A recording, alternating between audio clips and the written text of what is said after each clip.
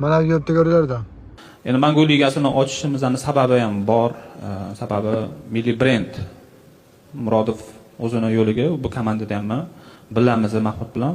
Mahmud kelsa balki Murodov professional ligasini davom ettiramiz.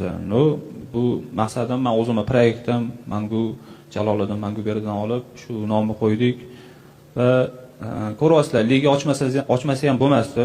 Har xil media bazda, har xil joylarda to'g'risini aytganimda kelib bizani xalqimizga sirk qo'yilyapti xolos.